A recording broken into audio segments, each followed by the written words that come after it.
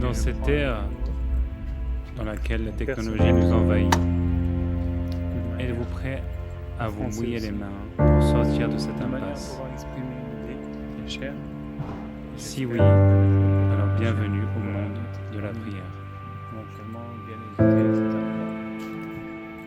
Alors le point, il est le suivant. Toute ma vie, j'ai pensé que la prière, en fait, j'avais une dichotomie. Je crois qu'on a tous une petite dichotomie par rapport à ça. Depuis on dit quand Moshe Rabbeinu il tapait le rocher à la place de parler, alors ça a créé un petit peu un schisme très profond au niveau de Hachem même. Pas de Hachem, mais de notre perception de Kadosh Baruch Hu. Et conséquemment, je crois qu'il y a un secret très important que Dieu préserve. Communauté réforme ici. Hachem nous préserve de ça et les aide.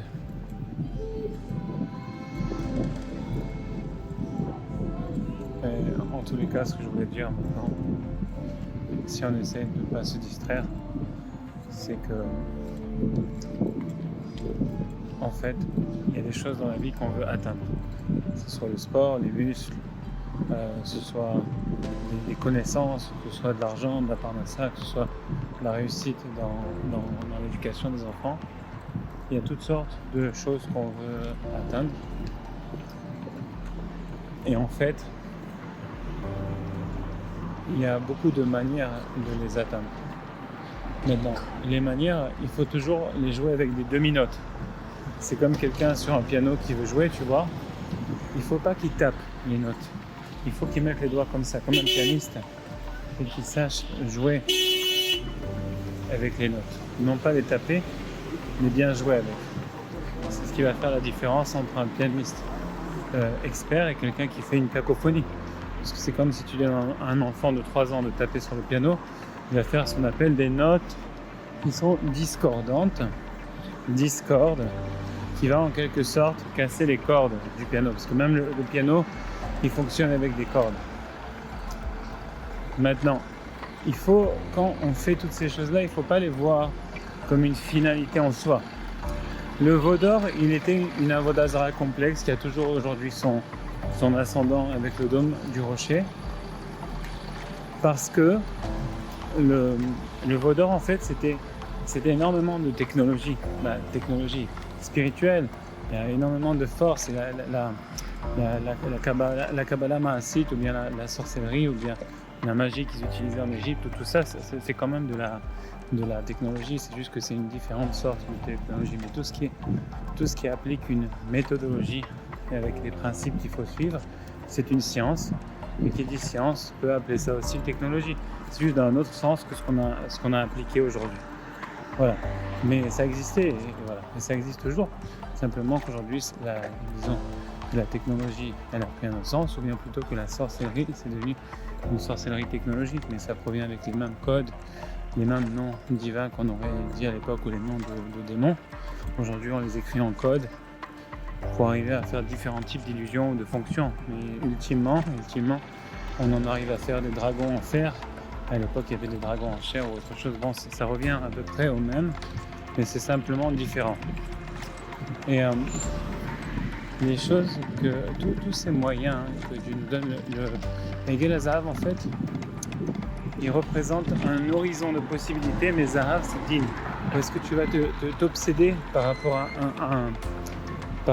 un chemin? Maintenant, les gens, pour donner l'impression du libre arbitre,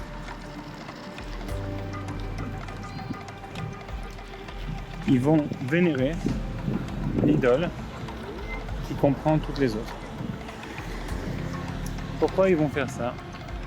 Parce que en vénérant l'idole qui comprend toutes les autres, tu peux facilement confondre les gens et leur faire croire que tu ne vénères aucune idole. Et c'est pour ça qu'aujourd'hui, pourquoi? Parce que c'est une idole qui comprend tous les autres chemins. Donc ça ressemble à Kadosh Baruch Hu. C'est pour ça qu'ils en ont fait une divinité. Parce que Akadosh Baruch Hu aussi, c'est un qui contient tous les chemins. Parce que là, c'est une idole qui contient tous les chemins. Et je vais expliquer. Kesef, c'est comme une fin, comme une finalité en soi. Kesef, c'est Kesof, comme une finalité en soi. L'argent dont on dispose, il nous permet de faire tout. C'est marqué l'argent répondra à tout, etc. Mais aujourd'hui, on voit qu'il y a des gens, même des rabbins ou des gens qui sont supposément près de Dieu, qui tombent de manière imperceptible, en tout cas pour beaucoup, dans la vodazara de l'argent, dans l'idolâtrie de l'argent, pour la simple raison que c'est pas quelque chose d'apparent. Ils ont toujours une barbe, ils ont toujours un chapeau, ils vont toujours prier à la synagogue, Sefer Torah, ils sont pas en train maintenant de faire un culte bizarre. Ce que je disais, c'est que les rabbins et tout, ils peuvent se cacher derrière l'argent. Parce que l'argent, ça peut faire beaucoup de choses. Ça peut aussi être un masque. Tu comprends? Tu peux te cacher derrière. Pour dire non, moi je m'idolâtre rien. Il y a un côté obsessif dans la société. Et ce Egalazav aujourd'hui prend la forme d'une obsession multipole. J'explique. Si une personne décide de faire du sport de manière pour avoir des muscles, alors en quelque sorte elle a raison, parce que c'est vrai, mais elle a tort. Je vais t'expliquer. Si tu penses que de temps à autre tu vas faire un petit sport spontanément pour maigrir ou pour te faire des muscles, c'est bien. Mais à partir du moment où il y a un côté d'obsession qui va rentrer en ligne de compte, à partir du moment où tu vas avoir peur de ne pas le faire, ou que tu vas dire la chose suivante, tu vas dire, écoute, si je ne fais pas cette chose-là, donc je n'aurai pas cette chose-là. Alors, a priori, c'est logique, d'accord? C'est cause-conséquence, mais c'est aussi la cause-conséquence, il faut comprendre que c'est la base de la haine gratuite, ou bien plutôt de l'amour conditionnel, qui est l'inverse, ce qui veut dire un non-amour, l'inverse de l'amour inconditionnel qui est le véritable amour. Donc la haine gratuite. Parce qu'il peut y avoir des haines qui sont justifiées, comme si quelqu'un a tué, comme on voit dans la Torah, quelqu'un a tué quelqu'un d'autre, sa famille sont naturellement et humainement en droit de le haïr. Évidemment, même si certaines personnes à un très haut niveau pourraient ne pas, il y a quand même des gens que humainement c'est normal de le haïr. Mais ça, c'est des cas particuliers. Donc c'est de la haine, disons, justifiée. Ou bien des apostats qui auraient fait tuer plein de gens. Alors oui, on est en droit de les haïr. On doit même les haïr, comme Hitler, Imar Shemam et tous ces gens-là. C'est un devoir de les haïr et de cultiver cette haine. Bon, chose qui n'est pas non plus hyper monnaie courante dans notre petite sphère quotidienne, disons.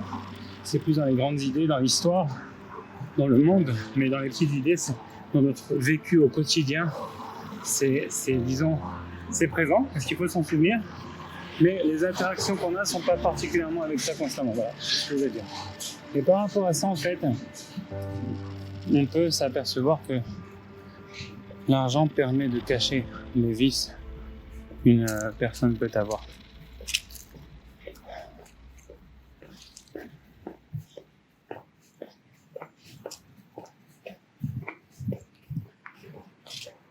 Parce que toutes ces choses-là, il faut les faire. De toute manière, même l'argent en tant que tel, il faut l'avoir.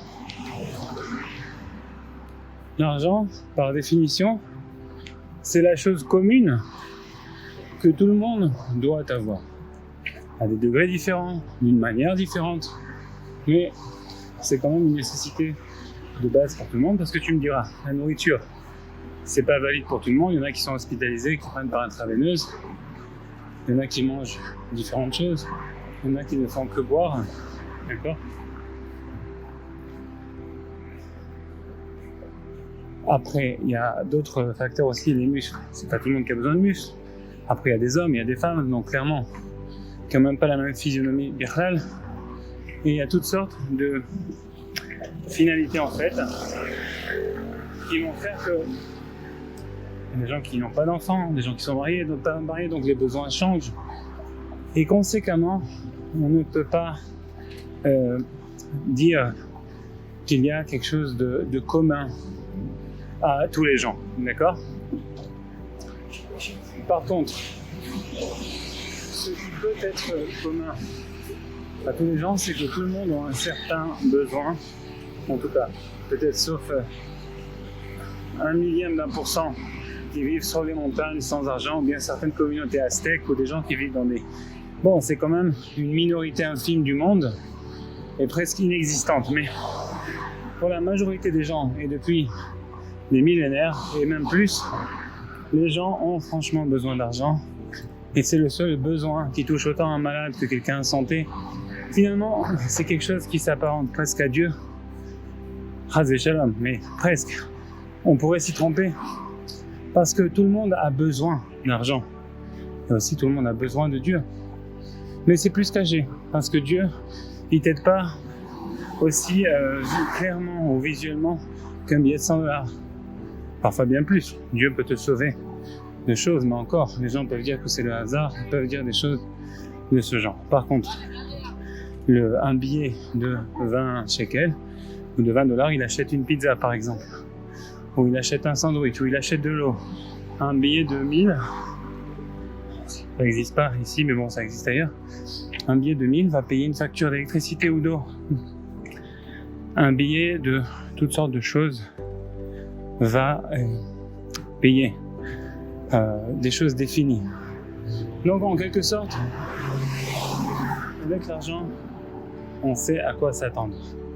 C'est un paradoxe, parce que l'argent, tu peux pas toujours le trouver.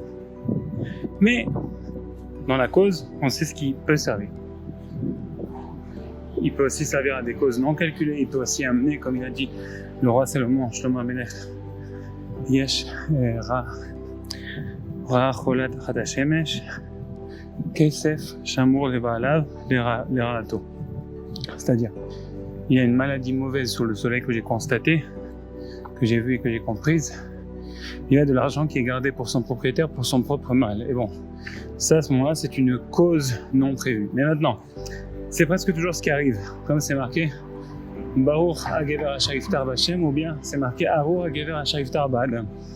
Pourquoi? Parce qu'à partir du moment où tu as confiance dans la causalité de l'argent, c'est-à-dire, tu sais, tu veux imposer ton savoir, tu sais que ça peut acheter ça, et donc c'est comme un petit peu si toi tu deviens Dieu, tu imposes que ça sera comme ça, j'étends donc ça va être comme ça. Mais souvent Dieu se rit de ça et dit non, ça ne sera pas comme ça. Précisément pourquoi? Pour que tu apprennes à connaître que la chose n'est pas comme ça. Et conséquemment, quand on peut comprendre ce concept, alors on peut en arriver au fait de dire qu'en réalité, c'est vrai que tout le monde a besoin d'argent, tout le monde a besoin de Dieu. Donc c'est quelque chose de commun. Maintenant, l'argent, tout le monde y croit. Et Dieu, tout le monde n'y croit pas. Bon, or, dans la Géoula, ce sera l'inverse. Tout le monde croira en Dieu, mais plus personne ne croira en le pouvoir intrinsèque de l'argent. L'utilité de l'argent sera peut-être existante encore, peut-être qu'il aura une autre forme, mais il n'en reste pas moins que le pouvoir intrinsèque de l'argent, les gens n'y croiront plus et sauront que tout le pouvoir est dans Dieu. Et finalement, c'est ça une grande partie de la Géoula. C'est peut-être une partie basique, un début, mais c'est une grande partie de la Géoula en tout cas. Bon, donc l'argent, il a une cause apparemment précise qui peut encore une fois être un outil pour Dieu de rire de nous. Mais en tout cas, quand on y pense, nous, on y attribue une cause bien précise. Voilà, quand j'aurai tant d'argent, comme des questions qui posaient à la télé, qu'est-ce que tu feras quand tu seras millionnaire? Ah bah alors personne ne pense après avec 6 €, ben voilà, je peux acheter un bateau, je peux acheter une grande maison. Donc c'est une causalité précise. Or Dieu, la causalité, elle est imprécise complètement. Et c'est ça qui crée l'amour. Parce que quand il y a une causalité, il n'y a pas d'amour. À la rigueur, des robots humains, des robots à forme humaine, ou parfois il y a même des humains qui ont qui ressemblent presque à des robots tellement ils sont devenus aseptisés par l'argent malheureusement. Mais un robot, il peut très bien faire le travail. Un ordinateur, un robot, un nazi, Chas Shalom, tous ces gens-là, ils peuvent très bien faire des calculs, des causalités, et ils peuvent être d'excellents experts comptables. Par ailleurs, avec Dieu, il y a un vrai besoin intrinsèque, parce que on n'a jamais besoin d'argent. L'argent n'est que un intermédiaire. Donc, précédemment, on avait dit un axiome qui est vrai, mais qui est faux en même temps.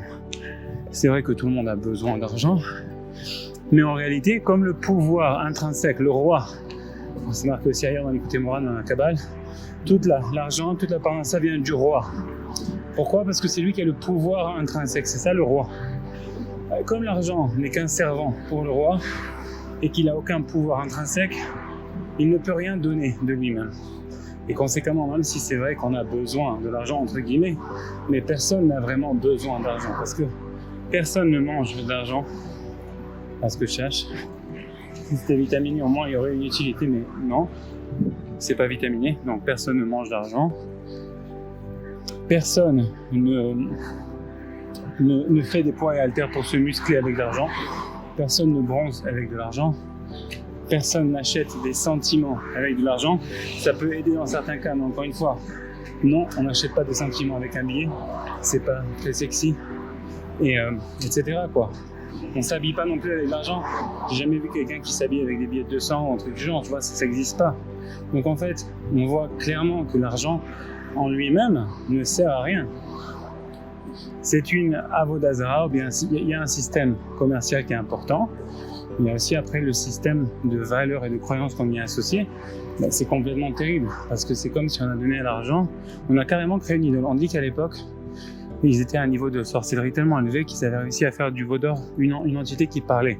Et c'est vrai, parce qu'à l'époque des Égyptiens, ils avaient cette science, cette technologie qui passait par des formules, encore une fois, qui sont différentes que le HTML, ou bien que les formules physiques d'aujourd'hui, mais des formules qui existent bel et bien, et qui permettent de créer ça par la parole. Bon, c'est compliqué, mais c'est des choses qu'on peut étudier si on veut, et qu'il vaut mieux ne pas les étudier, parce que ça sert à rien.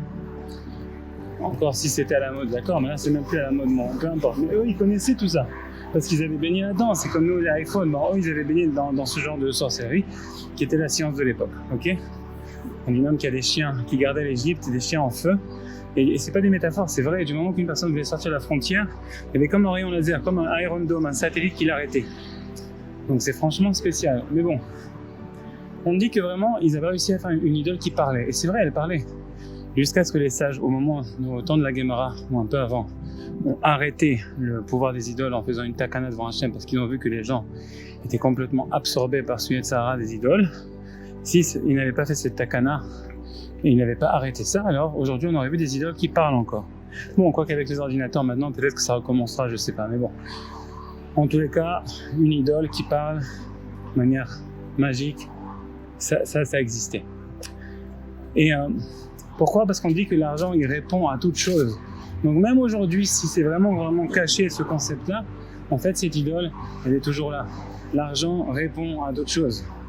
Pourquoi ? Parce que comme tous les gens lui donnent collectivement un pouvoir intrinsèque par la pensée, alors oui, dans l'esprit des gens, l'argent y répond. Est-ce que c'est vrai ? Non. Dans la vérité, c'est vrai, parce que c'est comme ça que le monde vit. Mais comme il dit Rabbi Nachman, il y a le Emet, il y a le Emet la Mito. Bon, là, c'est même pas Emet Birklal, mais c'est perçu comme la vérité. En tous les cas, dans la vraie vérité, il est clair que l'argent n'a aucune parole. Et c'est pour ça qu'on a dit dans le Hallel et dans les Télim, Pelahem Veloïd Aberu. Ils ont une bouche, c'est vrai, parce qu'ils peuvent répondre à des choses, mais ils peuvent pas parler. Parce que ces idoles d'argent n'ont pas ces dieux d'argent n'ont pas de pouvoir intrinsèque. Et tout ce qu'ils appelaient Dieu à l'époque, que Dieu nous préserve, mais c'est des pouvoirs indépendants de la nature. Il y en a qui faisaient des idoles. Allez en Inde, et vous le verrez aujourd'hui même, mais à l'époque, les Grecs, les Romains, etc., il y avait les divinités du tonnerre, de la pluie, de la terre, bon, tout ce qui a rapport en fait avec les forces et les vecteurs indépendants. Mais tout cela, ce sont des volontés de Dieu, qui fait que Dieu veut comme ci et Dieu veut comme ça.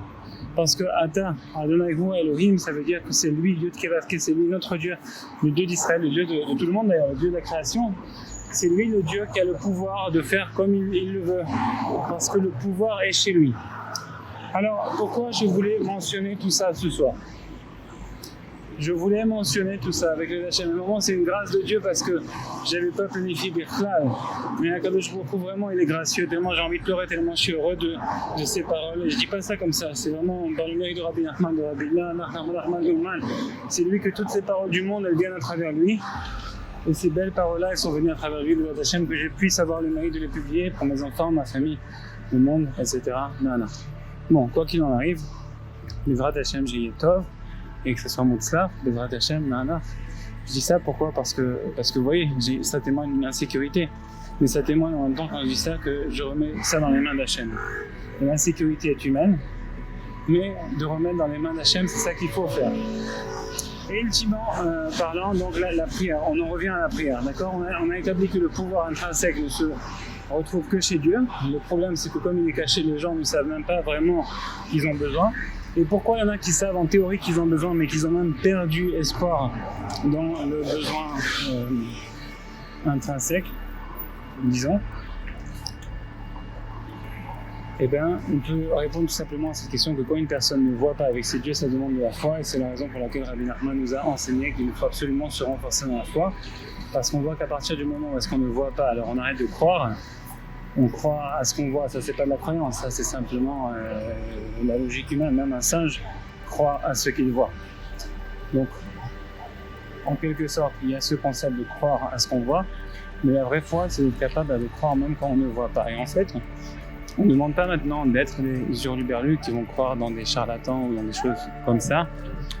Au contraire, on demande de croire en la logique.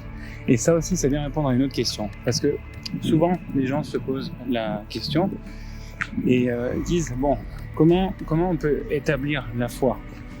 Même dans le Likutei Etzot de Rabbi Nachman, il est marqué là-bas que la foi, c'est un domaine quand même assez particulier, parce que d'un côté, si tu l'as prouvé, c'est déjà plus de la foi, mais d'un autre côté, comment tu fais pour ne pas croire à des sottises? Donc après, il y a tout un sujet qu'on peut ouvrir là-dessus. Mais d'autre part, la foi, elle est basée, qu'on veuille le croire ou pas, sur la logique. Dans la Kabbale, il a dit que la sphira de Avraham Avinu, d'ailleurs elle est associée à un son, si je ne me trompe pas, je crois que c'est le Kamatz, si je ne me trompe pas. Oui, je crois que c'est ça, et le Kamatz, il est associé à la Chokhma, d'accord, à la sagesse. Donc si tu réfléchis avec sagesse, comme on vient de le faire ensemble, on réfléchit avec un raisonnement logique, on voit que effectivement le pouvoir n'est nullement dans l'argent. Or, ce qui est très étonnant, moi je crois que ce qui est aussi étonnant, pas étonnant, mais ce qui est aussi d'un côté que Dieu existe en lui-même, ce qui est aussi étonnant déjà, c'est qu'il a créé des tzadikim qui sont juste parfaits à son image. Mais d'un autre côté, ce qui est aussi étonnant, ou encore plus étonnant, c'est qu'il a réussi à créer un Yetzer Hara, en quelque sorte, qui va diriger le monde entier vers une shtout, vers une stupidité, parce que même selon la logique des choses, l'argent n'a pas de pouvoir intrinsèque. Et quand on voit que le monde court après l'argent comme s'il en avait un, c'est un phénomène encore plus inexplicable que Dieu, si on veut s'exprimer ainsi. Mais bon, ça fait partie du mystère de la création. Bon, et ça en soi, c'est la preuve que Dieu existe. Qu'il soit capable de faire une folie à grande échelle comme ça, pour le libre arbitre, c'est magnifique. C'est triste, mais c'est magnifique. C'est une preuve de lui, quoi, parce que c'est aussi inexplicable que lui-même. Mais bon, c'est quand même un peu une preuve de Dieu dans ce monde, c'est la folie des gens, notre folie à nous, la folie qu'il y a dans ce monde, et Baruch Hashem, c'est là parce qu'il faut que ce soit là. En tout cas, une fois que c'est compris, on voit que même selon la sagesse, on cherche où il est le pouvoir intrinsèque, et après il y a toutes sortes de, comme on dit, philosophes. Vous allez voir le rapport entre l'argent et les philosophes, c'est que l'argent, c'est comme une finalité, mais ce n'est pas une finalité. Quand on parle de la finalité de l'échelle du pouvoir, ce n'est pas l'argent qui a la finalité en soi. Le besoin en soi n'est pas attribué à de l'argent. C'est qu'un moyen pour nous permettre d'acheter nos besoins immédiats, notamment la nourriture, etc. Mais ce n'est pas un besoin. Et les philosophes, c'est une bouche sans fin. Donc en fait, l'argent, il est comme une fin, mais il n'est pas une fin. Donc il crée une fausse illusion de fin. Ce qui fait que c'est comme si une personne a faim, pas avec F-I-M, mais F-A-I-M, et qui va manger quelque chose qui apparemment le rassasie pour la seconde, mais directement après il a encore faim. Donc du coup c'est comme une faim, parce que ça rassasie sa faim, F-A-I-M, mais en même temps c'est pas une faim. Et c'est pour ça qu'en fait l'argent c'est la plus grande idole et c'est aussi la plus grande philosophie, parce que, et ça c'est un secret que Rabbi Nachman nous dévoile, sinon on n'aurait pas été en mesure de le dévoiler, ils sont trop forts. Mais les philosophes, en fait, tout leur but, c'est pour se permettre leur désir. Et le désir qui comprend tous les désirs, en quelque sorte, c'est bon, après il y a beaucoup de choses. Il y a aussi la tahava charnelle qui est aussi un autre sujet, une dérivation de ça. On ne va pas en parler ici, pourquoi? Parce que Rabbi Nachman nous dit celui qui tombe dans la tahava de l'argent, et bien, il tombe aussi dans ça. Même si la racine de tous les désirs, c'est l'autre, parce que c'est du désir en tant que tel. Donc la racine de tous les désirs, c'est la tahava niouf, le désir charnel. Par conséquent, le désir charnel est une conséquence quand même, et une punition pour le désir de l'argent ou vice-versa. Je ne vais pas dire n'importe quoi, ou vice-versa, mais je sais en tout cas une chose certaine par contre que je peux dire, c'est que Rabbi Nachman a dit dans les 6 poèmes massieux que même si une personne est tombée dans la tahava, c'est-à-dire dans le désir charnel, il peut toujours en sortir, il y a des méthodes. Mais celui qui est tombé dans le désir de l'argent, est presque impossible de l'en sortir parce que la nuance est trop fine. Et du coup, les philosophes, aussi du moment qu'on lit leurs écrits, on ne peut pas en sortir parce qu'encore une fois, leur nuance est trop fine. Mais toute leur nuance, c'est finalement pour créer une impression de finalité ou bien pour empêcher l'homme de penser à sa vraie finalité ou pour enlever tout espoir d'une vraie finalité. Chose qui est faux parce qu'il y a une vraie finalité qui est Dieu et son service. Mais eux, ils vont créer toutes sortes de divergences pour l'enlever. Ils vont créer un petit peu ce que l'argent fait, au niveau du besoin, au niveau émotionnel, au niveau corporel, au niveau des besoins immédiats. Parce que, ou 5-6 minutes, parce que c'est toute la mémoire qui me reste sur le téléphone. En tout cas pour l'instant, on va lâcher après, voilà. Mais voilà, donc en fait, on voit que la philosophie, c'est vraiment pour permettre les gens de tomber dans le guet-apens de l'argent. Et en fait, ça répond un peu à la question, qu'est-ce qui fait que les gens naturellement tombent dans un guet-apens aussi grossier que l'argent ou que les autres choses, notamment la tahava charnelle? C'est à cause des philosophes qui vont créer des justificatifs sans aucune justification, mais qui vont leur donner des raisonnements rationnels qui vont finalement faire croire aux gens que la chose est possible et qu'il y a une certaine justification. Bon, alors on voit en fait que les philosophes, ce sont les soldats de la tahava, les soldats des envies grotesques, et c'est eux qui arrivent à leur donner une certaine kiyum, un certain raison d'être, même si c'est une fausse raison d'être, mais qui arrive à leur donner une certaine existence au fil du temps, parce que c'est complètement illogique que ça existe. Mais bon, une fois qu'on a découvert ça, on dit bon, ça va. Tous ces gens qui se disent scientifiques, qui se disent philosophes, et aujourd'hui, on les voit comme si c'est eux, ouais, la logique, ce qui est prouvable et la raison. Non, c'est pas ce qui est prouvable. C'est, en quelque sorte, le dernier maillon dans ce monde-ci. On peut prouver que genre 1 + 1, 2, voilà. Tu pousses une pomme, elle tombe par terre. Tu la ramasses, elle se ramasse. Tu la jettes, elle va aller plus haut. Il y a des lois. Bon, ça, c'est des preuves de singe. Mais, à la base, si le théorème est erroné et que la source de pouvoir absolu, tu l'as jeté de ton raisonnement, tout le raisonnement, c'est un grand micmac, c'est un grand mensonge. Et aujourd'hui, les gens ils disent, voilà, bon, c'est un monde logique, rationnel, scientifique, mais c'est faux. Parce que n'importe qui prend quelques minutes ou quelques heures ou quelques mois, dépendamment du setting, mais qui prend quelques mois pour penser, il va s'apercevoir, mais non, c'est pas vrai. La première chose qu'une personne devrait chercher, c'est où est la source du pouvoir intrinsèque, c'est tout. Et ça, en fait, je crois que c'est ce que le peuple juif a choisi, même si parmi nous aussi, bien sûr, il y a eu des erreurs monumentales. Je parle pas d'erreurs en tant que des erreurs humaines, des gens qui soient appelés des erreurs. Non, mais je dis, il y a des gens qui ont malheureusement fait des grandes erreurs. Et des Chilul Hashem, etc., ça a existé, on l'a vu. Mais bon, le peuple juif, en tant que peuple qui a reçu le livre, la Torah, la morale, la sainteté, etc., c'est un peuple qui a eu ce don d'abord, et ensuite cette recherche, ce don et cette recherche, mais où il est le pouvoir intrinsèque. C'est pour ça que quand tu vas voir un juif, par exemple, dans une corporation, s'il y a eu une injustice, il va tout de suite demander à parler au patron. Tandis que la personne normale, qui est malheureusement dans la causalité à la fin de l'échelle, mais pas au début, eh ben cette personne-là, elle va demander à parler à l'employé, elle n'aura aucun résultat. Parfois oui, parfois non, la plupart du temps non. Bon, le fait est qu'on doit chercher la vraie causalité, la vraie source du pouvoir. Et du moment qu'on y réfléchit, on comprend que Abraham Avinu, que j'ai parlé plus tôt, la Chorma, le raisonnement qu'il a fait quand il avait 3 ans, est très avancé. Il a dit bon, c'est qui contrôle ce monde? Après, il a commencé à penser, c'est marqué dans le Midrash, il a pensé que c'était le soleil. Le soleil, c'est la Chokhmah, c'est lui qui donne la lumière à toute la terre. C'est une force un peu inconditionnelle quand même. Mais il a dit non, parce que même le soleil lui-même, c'est une création. Le soleil lui-même, il a ses besoins, il a une certaine vulnérabilité aussi, même si c'est pas les mêmes besoins en termes de temps et de nécessité de tadirout, c'est-à-dire de fréquence, mais quand même, il y a des phénomènes qu'on ne connaît pas, et comme lui, il était très fort en astronomie, à son époque, il était très fort en astronomie et en astrologie, bon, encore une fois, pas divine, mais astrologie, c'est une autre science. Alors, il comprenait que le soleil lui-même était une création. Et après, il a dit non, alors la source du pouvoir, ça doit être le Dieu qu'on ne peut pas voir. Parce que si on pouvait le voir, ça voudrait dire que quelqu'un peut lui donner une raison d'être. Mais non, Dieu, c'est la raison d'être lui-même. Et quand Rabbi Israël, là c'est une petite parenthèse qui n'a rien à voir, mais qui a tout à voir en même temps, quand Rabbi Israël nous dit le pétek, c'est un témoin de lui-même, ou aide l'atzmo, ben c'est ça, c'est parce que c'est un écrit qui vient de Dieu. C'est pour nous dire finalement, Akadosh Baruch Hu, il est témoin de lui-même. Il n'y a pas eu deux témoins qui ont témoigné que Dieu existe. C'est un témoin de lui-même. De la même manière, l'intelligence, la vraie intelligence, pas celle du raisonnement concret, celle de l'âme, c'est aussi un témoin en lui-même. Chacun a ce témoin lumineux, ce témoin de vérité, comme on appelle un gyrophare, un témoin.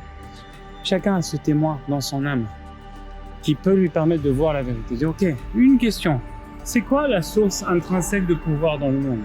C'est qui peut me donner de l'argent? Moi-même, je peux contrôler un peu à cause du système. Et encore une fois, si tu étais dans la forêt, tu pourrais, même si tu travailles toute la journée, tu pourrais pas faire d'argent. Donc on est d'accord que le travail n'est pas celui-là qui te donne l'argent, c'est simplement une certaine marge d'erreur qu'on a donnée grâce au système. Et le système, c'est qui permet la folie et la marge d'erreur pour faire croire que le travail donne de l'argent, par exemple. Mais finalement, on s'aperçoit que voilà, il faut chercher la vraie cause, la vraie causalité qui va faire que finalement une personne va pouvoir rechercher en quelque sorte le pouvoir qui va lui donner qui va pouvoir lui combler ses besoins, d'accord? Non, pour terminer, je sais vraiment pas combien de temps il me reste, peut-être qu'il me reste 10 secondes, sinon je ferai peut-être un dernier petit vidéo. Parce que le plus important, je vais le dire maintenant dans la chaîne Nanar. Donc le plus important, c'est que Akadosh Baruch Hu, il a fait, d'accord, que dans ce monde, on peut essayer de faire des choses. Mais il ne faut pas être obsessif. On peut courir pour le plaisir. Comme dit Mesilat Yesharim, l'homme a été créé pour baigner dans les plaisirs de la lumière divine. Dans ce monde-ci, la lumière divine, elle passe pas que par les choses spirituelles, elle passe aussi par la femme que tu aimes, elle passe aussi par tes enfants, par la nourriture, par le sport, par la musique, etc. Pas que par les choses spirituelles. Mais le concept de vrai plaisir, pour qu'il puisse continuer à exister, il ne faut pas qu'il soit lié avec une crainte d'obligation. Et l'obligation idolâtre, c'est le fait de dire, pour avoir d'argent, il faut que je travaille. Pour être musclé, il faut que je fasse un tel type de sport à tel endroit. Pour arriver à un tel objectif, il faut que je fasse ça. Ça, c'est faux. C'est pour ça qu'Abraham Avinu, notre patriarche, quand il a jeté dans la fournaise de Nimrod, parce que Nimrod, c'est un nom qui veut dire « viens, on se révolte ». C'était le premier à avoir voulu engendrer une révolte contre Hachem. Et qui a réussi à créer un système vraiment contre Hachem. C'était un descendant de Canaan et de Ham qui ont castré Noir justement pour créer un système parallèle, pour créer le système de mensonges qu'on connaît aujourd'hui, qui a été ensuite perpétué par Pharaon et duquel on est sorti d'Égypte d'esclavage, mais pas d'esclavage physique, ça oui, mais surtout de l'esclavage mental de cette causalité du système.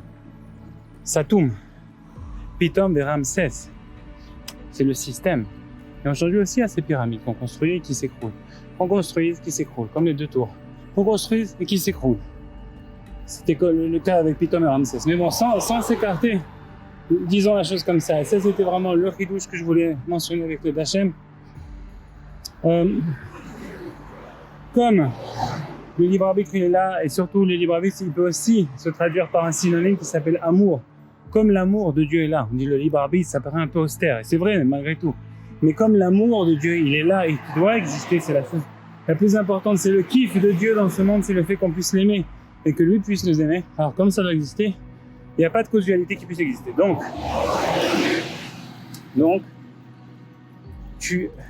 toi, tu vas prier d'abord parce que tu aimes Dieu. Tu ne vas pas obligatoirement prier parce que tu veux un tel résultat, non. D'abord, tu vas prier parce que tu veux prier. Tous les jours, comme il dit Rabbi Nachman, tu vas prendre 1 heure pour parler à Dieu parce que tu l'aimes. Point barre. Tu n'attends rien d'autre en retour. Bon, bien sûr. Par contre, tu sais aussi que lui, comme c'est marqué, la prière elle est basée sur 3 axes qui sont le remerciement, la demande des besoins, l'introspection, toutes sortes de choses. Et au-delà de ça, ce qui chapeaute tout, c'est l'amour de Dieu. Donc toi, tu vas faire ça. Tu vas prier parce que tu aimes Hachem. Mais lui, d'un autre côté, sache une chose, quand tu veux faire ta ishtadlut, ton travail, d'ailleurs c'est marqué dans la Gemara Ta'anit que le plus grand travail, c'est la prière du cœur. Alors, il faut savoir que la prière, Avodah Shei Balev, le travail du cœur, c'est la prière. Parce que la prière, c'est un vrai travail, c'est le vrai travail. Tu veux, je vais aller travailler, c'est ton impulsion automatique. Je veux maigrir, avoir des muscles, je vais aller faire du sport, automatique. J'ai faim, je vais manger, automatique. Mais encore, tout ça, c'est déjà plus vrai que l'argent. Parce que l'argent, c'est nébuleux, c'est une cause en fait qui englobe toutes les causes. Mais que ce soit plus vrai ou moins vrai, c'est tout aussi faux que l'argent. Parce qu'on émet une causalité. En disant ça, on est en train d'affirmer, je parle au niveau philosophique, on est en train d'affirmer, je suis un robot du système, je suis une créature que Dieu n'aime pas, j'ai été créé mais la supervision de Dieu n'est plus sur moi, et même si elle est sur moi, Dieu ne m'aime pas, donc je dois suivre un système parallèle à Dieu. Et malheureusement, c'est toute la philosophie d'Aristote et Marchémo, ainsi que de tous ces philosophes qui ont voulu créer ce système parallèle, qui existait déjà, mais ils ont voulu lui donner une Torah, que Dieu nous en préserve. Mais nous, non, en tant que personnes qui servent Dieu, en tant que juifs, en tant que n'importe quelle personne du monde qui a un amour pour Dieu, en tant que peuple aimant de Dieu, n'importe qui dans la planète qui aime Dieu. Ce Dieu abstrait, Hachem, on ne peut pas voir. C'est ce Dieu-là dont on parle. En tant que Breslev, en tant que personne qui veut un cœur de chair, on dit à quoi bon, et ça c'est même, tu parles même au niveau maintenant quantique, philosophique, scientifique, poétique, tout, moral. À quoi ça sert de vivre? Ok? À quoi ça sert de vivre si tu es un être méprisable que Dieu n'aime pas? Ça sert à rien de vivre, honnêtement. Même d'expérimenter des plaisirs sachant que tu es ça sert à rien. Malheureusement, il y a un système parallèle qui a été créé qui donne une certaine vitalité apparente et un libre arbitre qui fait que c'est toutes les forces du mal, les démons, les gens fous, vous voyez, les démons du système aussi avec leurs films, avec leur système, et vraiment les gens qui vont pousser dans cette direction.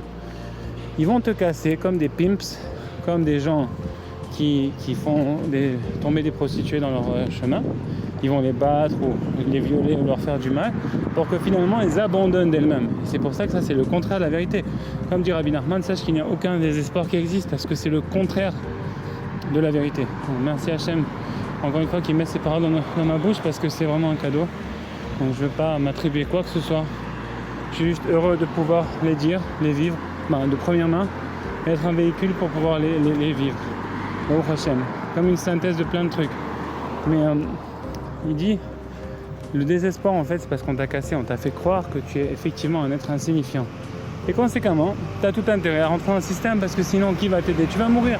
Le capitalisme, l'Amérique, le monde moderne et le monde ancien également, mais aujourd'hui c'est un peu exacerbé. Voilà, malgré la démocratie et tout, et cette colle sociale qui est fausse en disant ouais en tant qu'union, en votant ensemble on peut faire bouger les choses, c'est vrai, mais en même temps c'est juste du BS pour nous faire croire qu'on a un genre d'importance, c'est pour nous faire adhérer à un système, mais entre guillemets le capitalisme ils te disent t'es rien, Tarles t'es rien. On le voit très bien, ils ont beau dire ce qu'ils veulent sur les droits de l'homme, mais les mecs dans la rue qui crèvent la faim, ça les intéresse pas plus que ça en tout cas.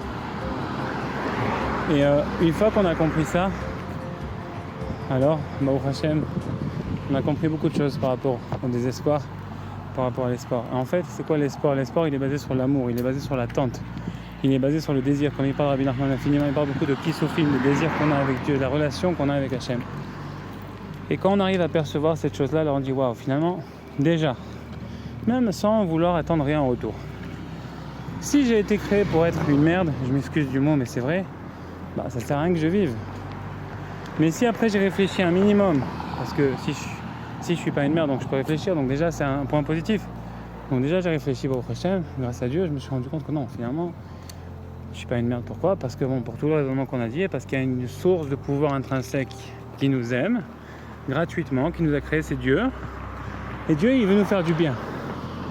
Ah, cool. Alors là, Dieu, il a une relation personnelle avec moi. Elle passe pas par un système, par personne, ni par Pharaon, ni par Bush, ni par Trump, ni par personne, ni par la Chine, ni par l'argent. Elle passe par Dieu, lui-même avec moi. Il te vaut des doutes. 1 heure par jour, tu parles avec Hachem.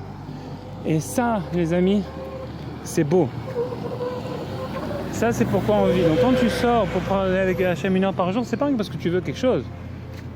Moi-même, je suis souvent tombé dans ce piège. Bon, c'est pas un piège, c'est aussi parfois quelque chose qui, quand tu es jeune, qui te rapproche aussi, qui t'oblige à le faire. Ça peut être bien aussi, mais ultimement, Mitor Shelo Lishma Balishma, tu fais ça parce que tu aimes Dieu. Point barre. Et parce que sinon, ta propre existence, elle n'a pas de sens. Tu comprends ce que je veux dire?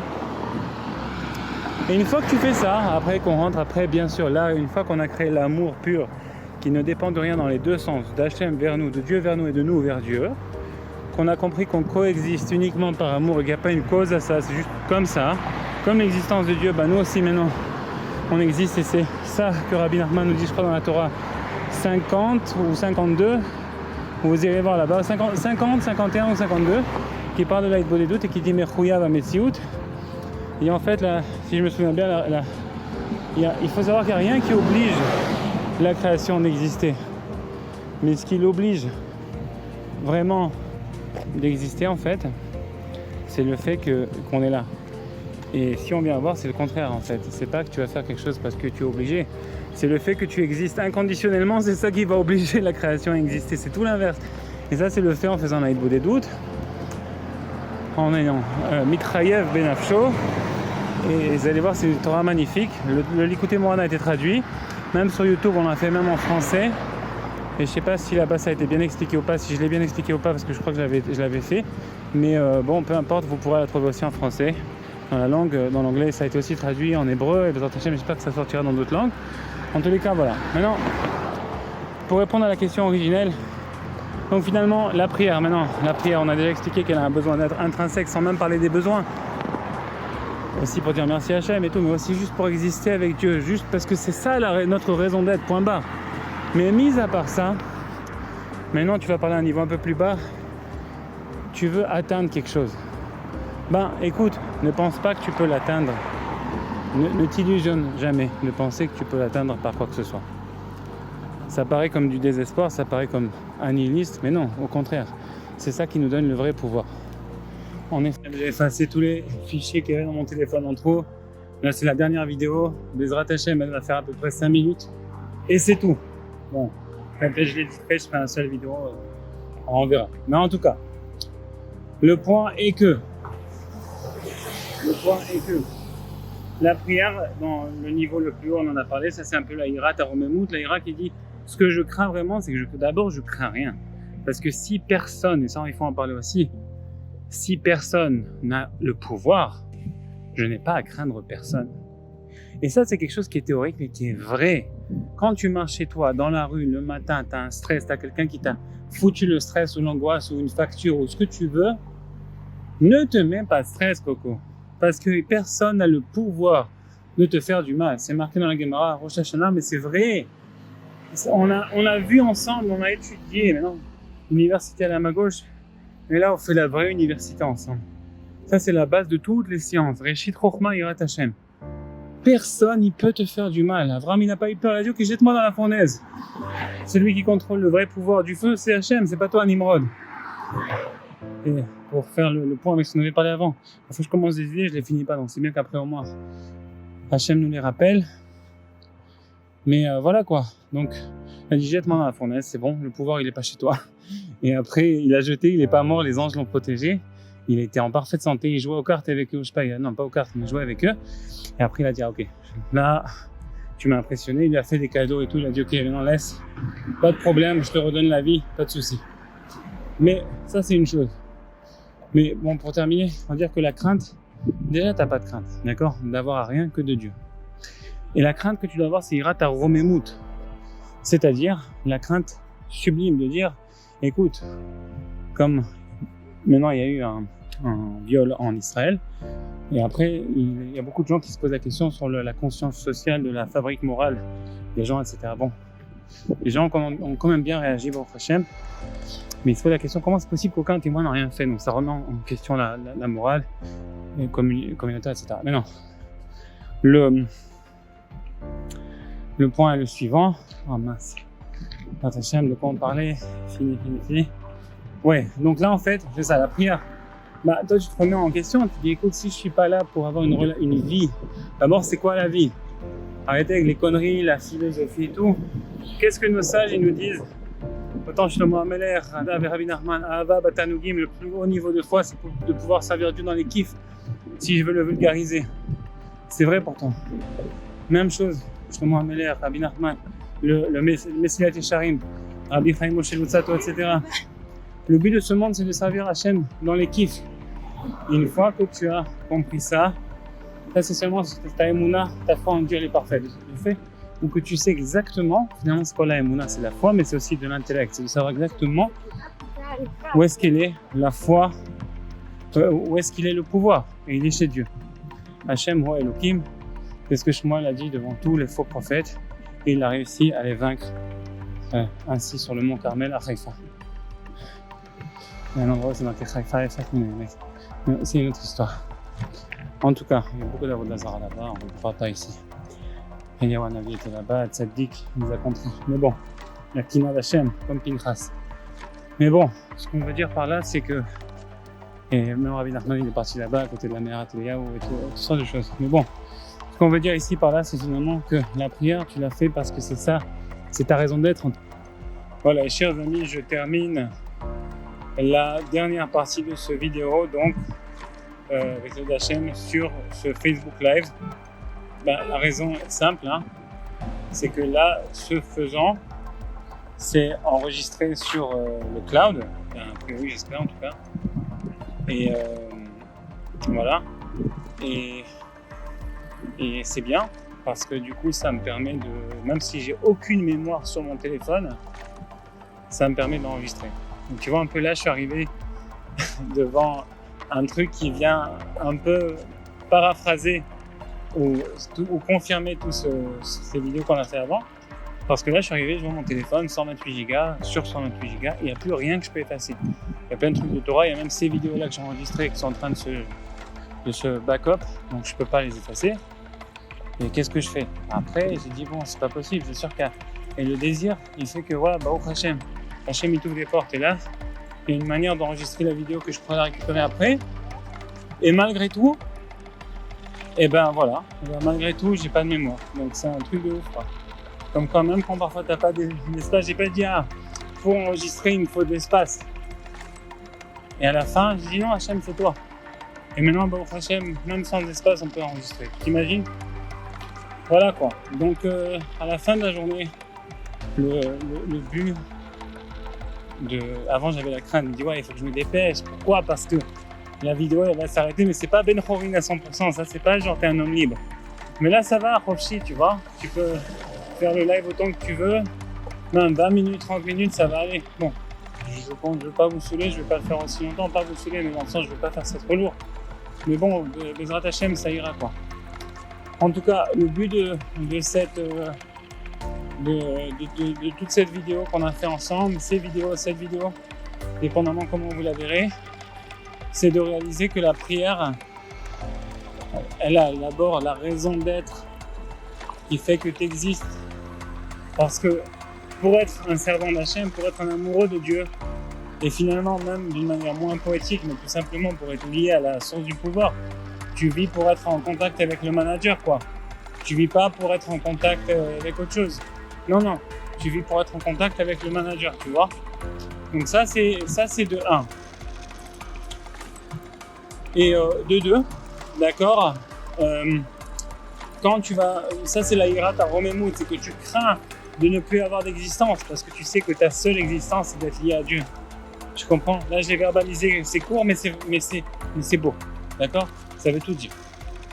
Et après, il y a la prière qui est plus bas, qui est basée sur le stress de la vie, sur les choses qui sont là pour nous rappeler de parler à Dieu, parce que parfois on a quand même tendance à s'oublier. On l'a vu avec les générations d'Adam à Noir, de Noir à Abraham, et après, même jusqu'à aujourd'hui. C'est difficile parfois si on n'a pas un petit truc qui nous bouge, qui nous stresse, alors voilà, en fait, beaucoup de stress, c'est des cadeaux de Dieu. Nous, on les voit comme, tu sais, nous, on les voit comme des grosses M qui nous arrivent, comme des gros trucs, mais c'est pas vrai. Ah non, pas du tout. Et avec Otsal à poil, tu vois. Bon, je vais pas trop rentrer dans mes trucs personnels, mais un gros truc, vraiment, ça a pris des proportions incroyables pour rien en fait. C'était une petite somme qui est devenue astronomique à cause des intérêts, tout ça parce que je pouvais pas la payer. Bon, plein de trucs. Et finalement, en hébreu, Otsal à poil, ça veut dire faire passer du potentiel à l'actuel du coup. Alors toi, tu dis, ouais, maintenant les huissiers, les trucs, et ci et ça, et toutes sortes de. Tu sais, au niveau liberté financière et liberté en général, ça t'affecte à un certain niveau. Oui, mais non. Parce que c'est ça qui va sortir ton potentiel vers l'actuel. Ton existence vers une vraie existence. Comme il dit Rabbi Nachman, tant qu'on n'a pas fait tchouva, on n'existe pas vraiment. Et celui qui est pauvre, ou bien qui est bloqué à certains niveaux, ben c'est comme s'il n'a pas une vraie existence, une existence financière, les ci, les ça, les crédits, la maison, ce que tu veux. Ce qui est quand même, entre guillemets, un niveau d'existence dans ce monde. Ou bien qui en a l'air. Donc Rabbi Nachman il dit celui qui n'a pas fait tchouva, l'homme est rêvé par l'âme, il n'est pas encore commencé à exister dans le monde. Par contre, après il existe. Alors Otsa à poil, ça te ramène dans le concept d'existence. Tu vois un peu ce que je veux dire? Je vous aime à lui, c'est trop beau. Franchement, c'est trop beau. Et là, tu vas comprendre, finalement, que ça te ramène dans un concept d'existence malgré toi, chose que tu n'aurais pas pu nécessairement accomplir. Mais comme parfois Dieu t'envoie des petits stress, alors c'est ces petits stress qui vont te donner la possibilité de te rapprocher d'Hachem. Et c'est la même chose, c'est valide avec l'argent, c'est valide avec le stress parfois maritaux, dépendamment de comment on s'est éloigné de Dieu. Alors Dieu nous rapproche par différents vecteurs. On voit aujourd'hui ça comme des catastrophes, et c'est vrai que ce le sont à un certain niveau, parce qu'il y a parfois, comme Dieu dit à Rosh Chodesh, je m'excuse. Et c'est tout le Inyan de Tisha B'Av. La Teshuvah de Tisha B'Av, c'est pas la même que Elul. Elul, on le fait avec amour. Tisha B'Av, on le fait avec la peine, pour les massacres, quand le mal a pris trop de place. Et c'est ce que Dieu dit à chaque Rosh Chodesh, je m'excuse mes enfants d'avoir donné trop de place au mal. Donc, dans chaque aspect, il y a un din de Rachamim, un din Arzah. Comme il dit Rabbi Nachman, et c'est marqué aussi, je crois, dans le Gemara, ou c'est Rabbi Nachman qui le dit? Non, c'est Rabbi Nachman qui le dit. Il dit, quand on empêche de quelqu'un de prier, et ça encore une fois, il faut comprendre, ça veut dire quoi? Mais entre guillemets, quand il y a une absence de prière, c'est un mal qui est cruel, qui a pris trop de place. Par contre, on permet à quelqu'un de prier pour un problème qui s'est passé ou qui peut se passer, etc. C'est des issorim d'amour. C'est Dieu qui dit tu t'es écarté, maintenant je te rapproche par ce vecteur. Et comme on sait dans les sphirotes, dans les différentes sphères, dans les différentes tavotes et désirs de ce monde, et on peut parfois s'écarter avec le cœur, avec l'esprit, et même dans ça il y a des milliers de chemins différents. Donc Dieu parfois il va rapprocher une personne avec une potion, avec des combinaisons, un peu de problème en shalom bayit, hazve shalom, avec l'argent, avec la santé. Il fait un cocktail. Et c'est pas pour te faire du mal. Et les divorces, c'est un grand vecteur. Ou bien les problèmes maritaux. Ça a l'air d'être une catastrophe. Et c'en est souvent, malheureusement. Quand ça détruit des générations, des prières, etc. Oui. Ça, c'est un mal qui a déraillé, qui a pris trop de place. Mais quand c'est contrôlé, disons, peut-être pas les divorces, parce que là, déjà, c'est l'autel de Dieu, il pleure. Donc, je crois que le divorce en lui-même, parfois, ça peut rentrer dans le cadre quand même pour approcher quelqu'un. parfois toujours, mais malgré tout, c'est des proportions qu'on cherche toujours à éviter quand possible, si possible. Que Dieu nous en préserve. Mais en tout cas, des petits problèmes d'argent, ou des problèmes parfois même moyens, ou parfois qui ont l'air même graves, mais qui ne le sont pas aussi autant qu'on pense, ce sont aussi des vecteurs de rapprochement vers Dieu. Les problèmes parfois de santé, que Dieu nous préserve, parce que c'est parfois les plus douloureux, les plus mauvais, mais ça aussi. Les problèmes de ci et de ça, et ça aussi. Et tout ça, en fait, c'est des problèmes pour nous rapprocher de Dieu, chers amis. Et une fois qu'on a compris ça, pas d'une manière, ouais, tout ce que Dieu fait, c'est pour le bien, etc. Pas d'une manière rébarbative, genre quand tu vas répéter un mantra ou un truc saoulant pour te faire... Non, c'est pas dans cette optique que je parle. Je dis dans l'optique, genre, tu sais, tous les problèmes qu'on a, voilà, c'est vraiment, en fait, pour nous faire réaliser qu'il faut prier. Même là, aujourd'hui, je voulais courir, d'accord? Je vais chez Rabbi Israël, et aussi le concept du Tzadik Haemet. On fera une parenthèse, on en parlera une autre fois. Mais c'est qu'en fait, le Tzadik Haemet, c'est un endroit où est-ce que Dieu a donné sa force dans ce monde. C'est comme le tombeau de Moshe Rabbeinu. C'est ça tout le concept de Rabbi Nachman, de Omar, etc. C'est le concept de où est-ce que Dieu a donné sa réparation, son tikkun dans le monde. Et d'où l'importance cruciale et capitale d'y aller, souvent, surtout à Rosh Hashanah, où est-ce que tout est décrété, d'aller chez celui chez qui est la force, c'est-à-dire où est-ce que la volonté de Dieu se trouve. Mais bon, ça, c'est un autre concept. Mais ce soir, par exemple, j'avais pas mal au pied, j'étais super bien en fait. Je voulais courir, je voulais aller chez Rabbi Israël en France, comme je fais parfois. Et là, tu vois, je commence à marcher directement, j'ai mal au pied, là, carrément. Je suis à la fin de ma marche et je boite. Donc du coup, je peux même pas courir parce que c'est un truc de ouf. Parce que j'étais en train d'hésiter, je disais Hachem, guide mes pas, fais-moi savoir si je dois courir, marcher, où je dois aller. Et là, en fait, bon, Hachem, j'ai pu parler de ça, je ne m'attendais pas. Et j'ai mal au pied. Donc là, je me suis aperçu que je peux même pas courir. Et donc c'est bien parce que je suis marcher, non seulement marcher, mais marcher doucement. Donc on peut dire, ah ben, c'est là pourquoi j'ai mal. Mais d'un autre côté, ouais, c'est magnifique. C'est comme si Dieu est en train de me dire, genre, demain, du coup, j'aurai plus mal. Et il est en train de me dire, voilà, ce soir, ben, je te dis, je veux que tu marches doucement pour pouvoir parler avec moi, faire ce truc-là. Bah, au Hachem, ces vidéos qui sont cool et qui sont importantes. Bah, au Hachem, bah, important, encore une fois. Oui, important, parce qu'il véhicule vraiment un message important. Mais après, encore une fois, l'importance, elle est relative. La vraie humilité, c'est de ne pas jamais penser qu'on est important, parce qu'on n'est pas important. La force, elle n'est pas chez nous, elle est chez Dieu. Et après, il y a le concept du Tzadik Haemet, qui lui, oui, vraiment, il est important, mais même si vraiment il est important, il sait que Dieu terminera. Je vais nous dire à bien, bon, même s'il a marqué avec moi, il est sorti dans la terre, malgré tout, il sait que Dieu termine toujours pour le bien. Donc, tout ça, c'est des concepts qui demandent beaucoup de réflexion, de parler, etc. Mais bon, pour essayer de terminer, de rattacher cette vidéo, alors disons simplement que la prière, en fait, elle a cet aspect de raison d'être, d'amour de Dieu, etc. On en a déjà parlé assez, beaucoup. Et après, il y a la raison de... Il y a la raison des petites craintes que Dieu fait pour te faire prier, en fait. Pour te rappeler qu'il faut prier. Et à la fin de la journée, dis-toi une chose. Ça, c'est la vérité. Toi, tu fais souvent, on dit, le concept de Ishtadlut, c'est-à-dire le concept d'effort. Eh ben, sachez une chose, la meilleure, et ça c'était la seule phrase que je voulais dire dans la vidéo. C'est que je voulais que dire ça. Sache que la meilleure Ishtadlut que tu peux faire vraiment, même selon la logique, eh ben, c'est que la prière. Parce que quand tu fais la prière, tu parles directement au directeur. Celui-là qui a le pouvoir de te donner argent, santé, bonheur. Le bonheur, on ne peut pas l'acheter.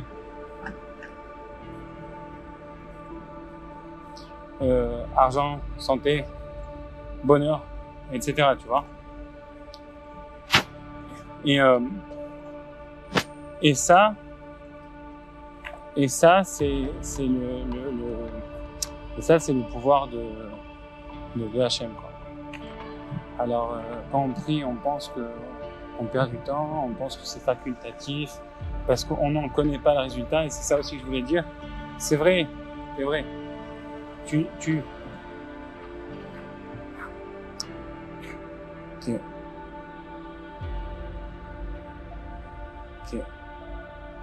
Oh purée.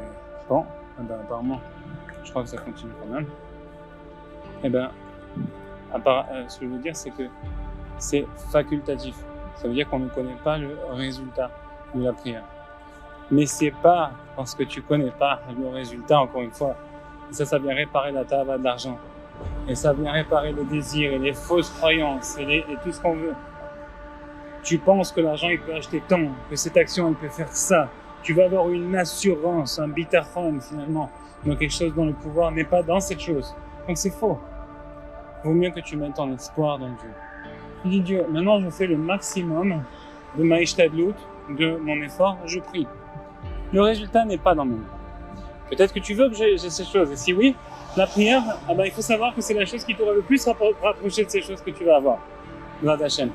C'est pour ça qu'on dit la prière. Finalement, c'est beau, tu demandes. Parce qu'avec la prière, c'est une demande directe. Hein. C'est pas un mimique de singe pour avoir un truc, non. Avec la prière, tu demandes.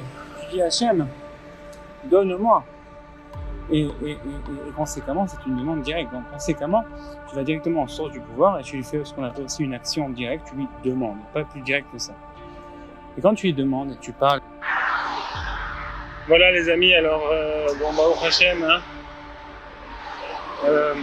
Grâce à Dieu. Donc, le fait est que à la fin de la journée, tu peux pas. Toi, t'es pas Dieu. D'accord? La source du pouvoir n'est pas chez toi. La source du pouvoir, elle est chez Dieu. Et c'est lui qui va décider si tu dois avoir une chose ou pas. Donc ça, déjà, il faut savoir que c'est pas dépendant, que c'est indépendant de toi. Maintenant, tu peux aller à la source et essayer de convaincre celui chez qui est le pouvoir de changer la décision. Ce qu'on appelle une gezerah, pour le bien.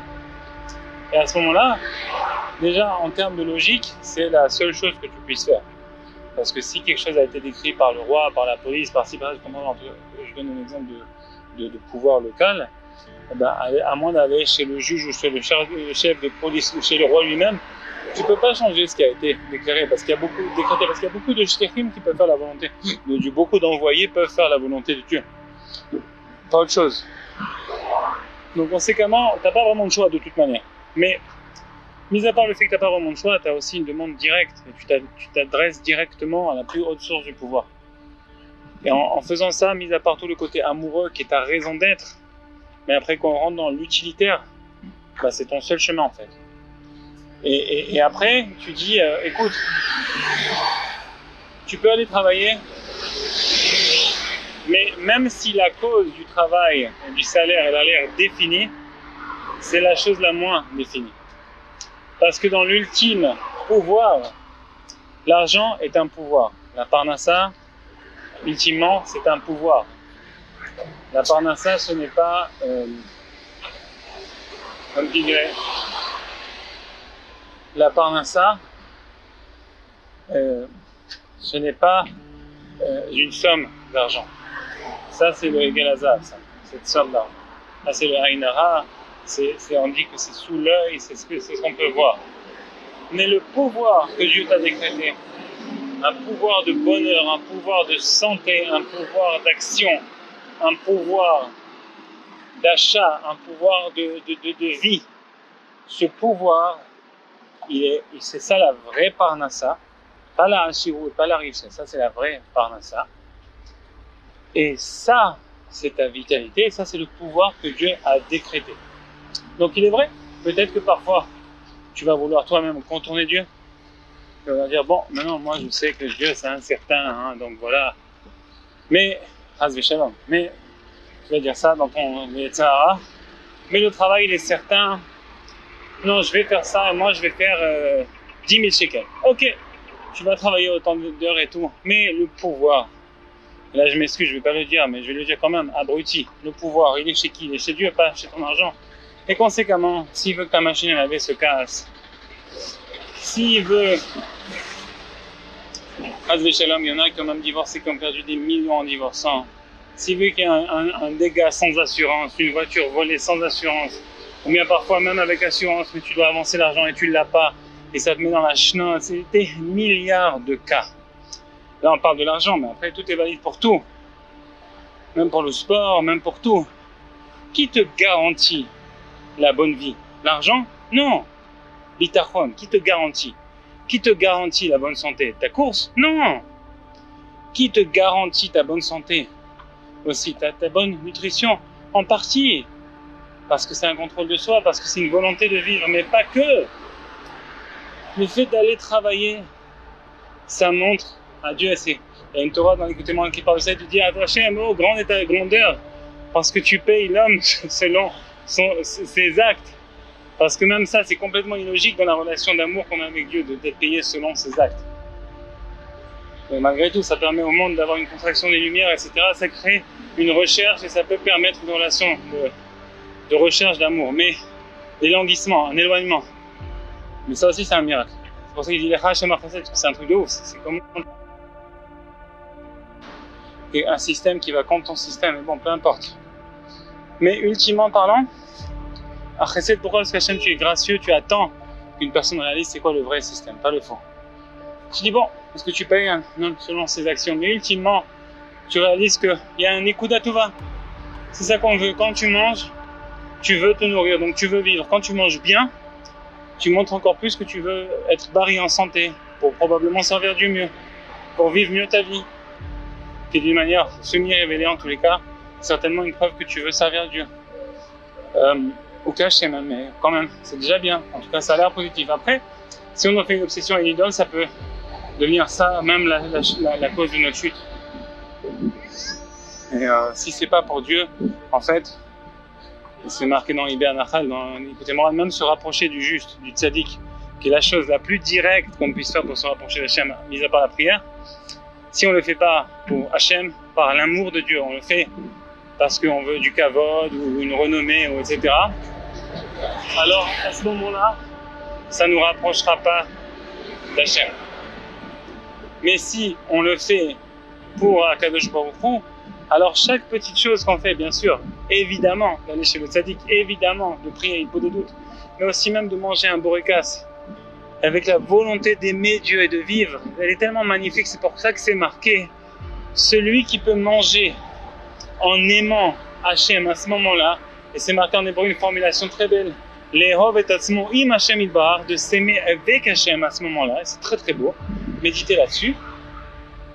Hu yuchal lefarnes amim rabim, il va donner, ou yefarnes amim rabim, il va donner la parnassa à des amim rabim. C'est quoi la parnassa? Il va donner du pouvoir, parce que le pouvoir et la raison d'être du monde devient intrinsèquement lié à lui-même. Lui-même devient attaché à Hachem, devient attaché au tzaddik par cette bechina de emuna shlema, de ahava bata'anugim.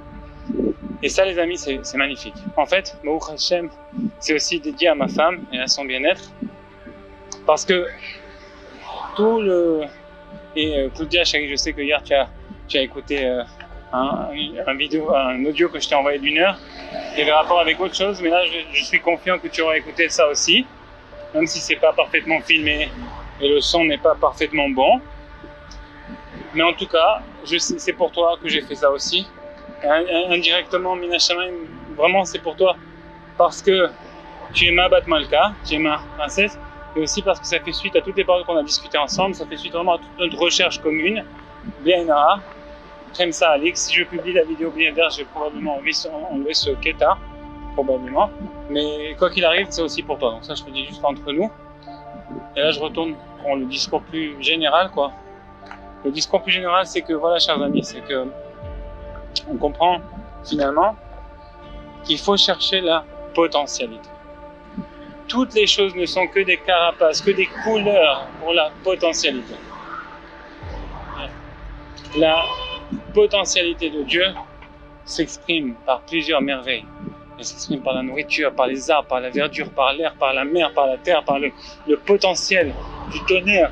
Tout ce que les gens, à l'époque, ont fait des idoles, les Grecs, les Romains, etc., ou les Indiens, peu importe, les Hindous, eh ben, il faut savoir que non, c'est que différentes merveilles que Dieu a créées pour exprimer sa potentialité à travers, en fait, ces différentes merveilles pour qu'on puisse se rattacher à lui, comme de la même manière que Dieu nous a donné des mitzvot, des actions concrètes pour que même la personne avec la moindre d'introspection, du moment qu'elle est croyante un minimum, elle peut faire des actions qui vont la rapprocher au maximum de Dieu, avec tous ces ingrédients de la nature comme le hétro, qui va prendre un citron, une branche de palmier, et après une bracha à faire devant la mer, devant la terre, toutes sortes de trucs qui vont finalement rattacher tous les éléments à Hachem. C'est le concept de mitzvot. Mais même avant ça, quand il y avait Abraham Avinu, même Rabbi Nachman a dit qu'il avait atteint le niveau sur le bateau, parce qu'il aurait pu servir Hachem, même avec tous les éléments du monde. C'est en quelque sorte un état où est-ce que tu t'aperçois qu'en réalisant sur la potentialité, les merveilles de Dieu et l'amour de Dieu, comme Abraham a vu, Abraham ou Avi, surtout quand tu t'aperçois de toutes les belles choses que Dieu a créées et de toute la potentialité et l'amour qui est caché dans chacune de ces choses-là pour nous et pour lui aussi, pour son honneur, pour que nous on l'aime aussi. Et c'est plus compliqué que ça, mais voilà. Alors à ce moment-là, on peut comprendre toutes les merveilles que Dieu a créées. Et c'est que des écorces pour la potentialité de Dieu. C'est rien d'autre. Ce sont des écorces pour la potentialité de Dieu. Et une fois qu'on a compris ça, d'accord, on a compris ces écorces, on a compris ça, on a compris la potentialité de Dieu, alors à ce moment-là, eh ben, on comprend que d'abord nous-mêmes, on ne doit pas rechercher de la nourriture, on ne doit pas dire j'ai faim, on doit dire Hachem, donne-moi ce petit peu de potentialité qui inclut d'énergie, de lumière, appelez-le comme vous voulez, mais de potentialité, de pouvoir qui est inclus dans ce pain pour pouvoir vivre et te servir. Pour pouvoir révéler avec ma potentialité, révéler à tous les autres et réveiller leur potentialité cachée pour qu'elle réalise la grande potentialité qui est Dieu. C'est le concept. Quand je parle de potentialité, je parle du divin dans chaque chose. Je parle des âmes qui sont les petites parcelles de potentialité plus grandes. Et je parle finalement parce que chaque chose a une petite âme, après il y a la grande âme qui est Nefesh Ruach Neshama, et finalement il y a Hachem et la grande potentialité. Et tu dis Hachem, et après il y a la potentialité que Dieu a créée dans ce monde qui est en fait la révélation de la potentialité d'Hachem qui passe par le tzaddik. Et ça c'est incroyable. Voilà. Mais nous-mêmes on doit tous penser, parce que quand il sera tzaddik, on doit penser que chacune de nos actions elle doit révéler cette potentialité. Et conséquemment, quand on arrive à ça, alors on dit Hachem, donne-moi la potentialité dans mon cœur, dans mon corps, donne-moi Hachem la guérison. Mais après, bon, on va pas toujours parler en termes hyperboliques, on va aussi parler simplement Hachem, donne-moi la guérison. Et après, on va lui dire Hachem pour te servir, parce que je t'aime, parce que j'aime la vie, etc. Et peu importe. Mais disons, c'est Maré Nechonout, ça montre le plus sincèrement, le plus clairement, c'est la manière la plus claire de montrer à Hachem qu'on veut vivre à travers une chose, c'est en lui demandant, en priant pour cette chose-là. Après, chacun priera comme son cœur lui dit, parce que Hachem, il vient, c'est marqué dans la Bible des doutes, Hachem, il vient carrément dans ton cœur pour te donner des paroles, pour que tu lui parles, pour que tu le vainques. Vraiment, pour que tu le vainques, to win him, par ses paroles. Parce que c'est ça le plaisir de Dieu. Et finalement, tout ce qu'on a dit maintenant, en 1 heure, chers amis, donc pour terminer, la prière, c'est notre raison d'être avec Hachem, et qu'ensuite, la manière la plus directe, c'est rien. Parce que le pouvoir n'est pas dans le sport, le pouvoir n'est pas dans l'argent, le pouvoir n'est pas dans le travail, le pouvoir n'est pas dans le corps. Le pouvoir, pas il n'est pas dans ton bras, ni dans ton intellect. Le pouvoir est dans Hachem. Donc tu vas lui parler et tu lui dis voilà, Hachem, donne-moi. Donc c'est la plus grande ishtadlout. Et si Dieu veut te donner, il te donnera. S'il pense que c'est pas bon pour maintenant, c'est pas parce qu'il t'aime pas, c'est parce que c'est juste pas bon pour toi maintenant d'avoir cette potentialité. Et si oui, alors il va te la donner. Mais la manière la plus directe, la ishtadlout, la plus grande effort, la plus grande, comment on dit ishtadlout? Je sais même pas comment on dit en français. La chose la plus responsable, l'action la plus responsable en vue d'obtenir cette chose-là, que ce soit l'argent, la santé ou autre, c'est la prière. Et ça, on l'apprend de Rabbi Israël, on l'apprend de l'Aïd Boudédour, on l'apprend de Rabbi Nachman, on apprend du l'écouter de Filot, on apprend que c'est ça notre vie en tant que juif, en tant que Breslev, en tant que nana, etc. Et tout ça, ça converge, les amis, vers le Pétek, la fameuse lettre qui aide les Hatzmo, comme Dieu est témoin de lui-même. Ça, c'est la lettre d'Hachem, ça, qui a écrit pour notre génération. Il a dit, écoutez, Me'od haya kasheli, c'était très dur pour moi, la redet elecha, de descendre vers toi, Talmidi Ayakar, mon cher élève, parce qu'on est tous des élèves d'Hachem. La Agid lecha, ki ne'eneti me'od, pour te dire que j'ai beaucoup apprécié, ki ne'eneti me'od, be'avodatecha, ki ne'eneti me'od, mais, attends, Me'od haya kasheli la redet Talmidi Ayakar, la Agid lecha, ki ne'eneti me'od, me'avodatecha, oui, ki ne'eneti me'od, me'avodatecha, que j'ai beaucoup apprécié ton travail, ton service, manger, dormir, aller, faire, sortir, marcher, Torah, Tfila, sport, ce que tu veux du moment que c'est lié vers Hachem. Ve'alecha amarti, c'est sur toi que j'ai dit, là il parle de Rabbi Israël. Ça c'est le concept du Tzadik Ahmed, donc ça c'est pas pour nous. Ve'alecha amarti, après, il y a une Bechina de Rabbi Israël qui est à l'intérieur de nous. Et ça oui, ça peut s'appliquer à chacun de nous. Mais bon, Baklali dans le Pshat, ça s'applique à Rabbi Israël, et après il y a une partie qui s'applique à nous aussi. Le concept du tzaddik à Ahmed, après le concept du tzaddik qui est un petit peu en chacun d'entre nous. Mon feu brûlera jusqu'à la venue de Mashiach. Et c'est-à-dire, sur le tzaddik à Ahmed, j'ai dit, mon feu brûlera toute la potentialité, elle sera concentrée chez toi, jusqu'à ce que la venue du Mashiach, ou jusqu'à ce que tout le monde soit un peuple qu'ils aient compris Hachem. Et à ce moment-là, que ce soit la Bechina de Rosh Hashanah toute l'année, la Bechina parce que la potentialité elle est dans la bouche de chacun et que le monde ne soit que prière. Olam shekulo Shabbat, u'nochal lechaya olamim. Bon, c'est déjà un autre stade. Ve'alecha amarti man fayre v'eten biz Mashiach v'kumen. C'est déjà avant Mashiach, pendant Mashiach, et même après Mashiach.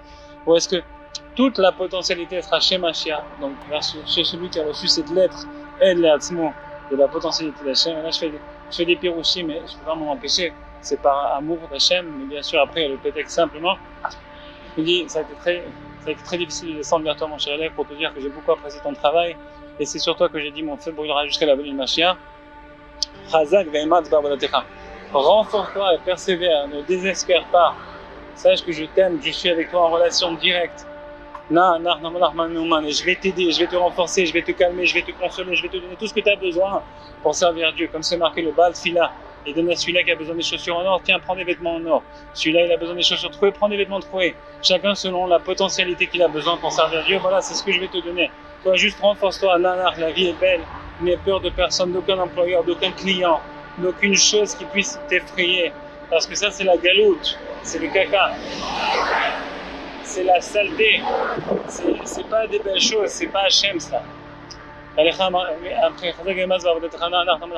sers Hachem avec cette bechina de liberté, parce que chaque moment que tu ne vis pas avec le nachat ruach, même parmi les stress que tu peux avoir, chaque moment, parce que finalement aujourd'hui on choisit, aujourd'hui on choisit. La plupart du temps, même si on est coincé, qu'on a des responsabilités, des dettes, décider ça, malgré tout aujourd'hui, on peut choisir. Et c'est pour ça que ce pété qui nous dit qu'aujourd'hui vous avez le choix, aujourd'hui vous pouvez. Prends le temps d'aimer Hachem à chaque instant. Renforçons ton travail parce que chaque instant que tu vis, c'est pour kiffer. C'est pour aimer Hachem. Quoi qu'il arrive, kiffe. C'est pour ça un petit peu, genre, ça paraît hirsute et ça paraît fou de venir, je danse sur un camion.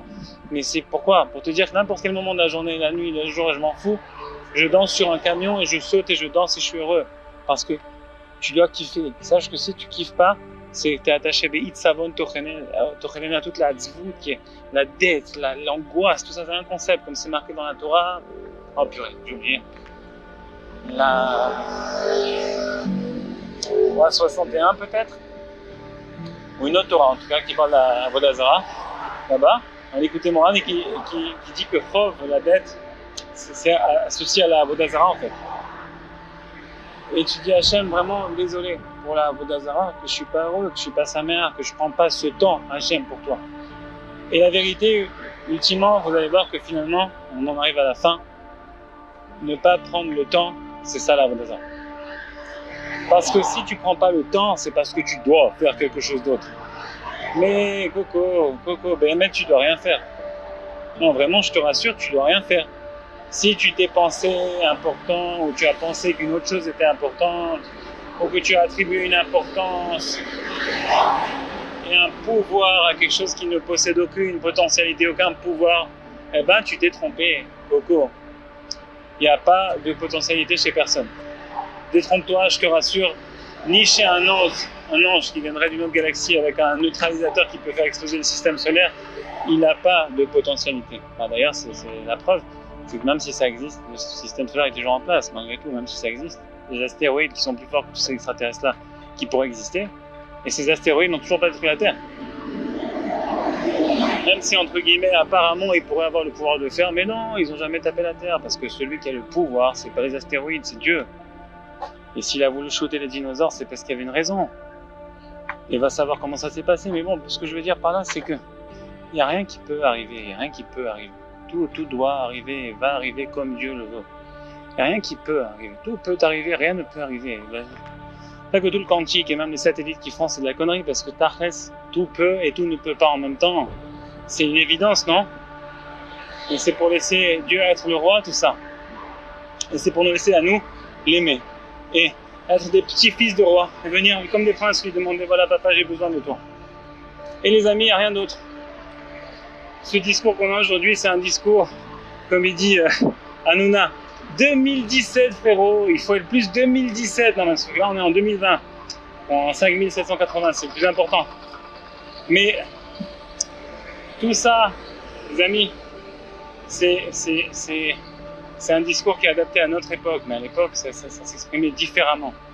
Mais tous ces tzadikim, tous ces justes, tous ces gens simples et bons et purs, qui sont partis et qui ont prié Dieu avec la simplicité, ces gens-là, ils ont toujours été les vainqueurs. Simplement aujourd'hui, on a le choix, on a tous le choix et aujourd'hui il faut que ça se fasse savoir. Donc il faut l'élaborer, il faut l'expliquer. Mais et je dis pas ça condescendant à vous, je dis ça à moi. C'est notre recherche à tous, hein. Et quand on sort tous ensemble.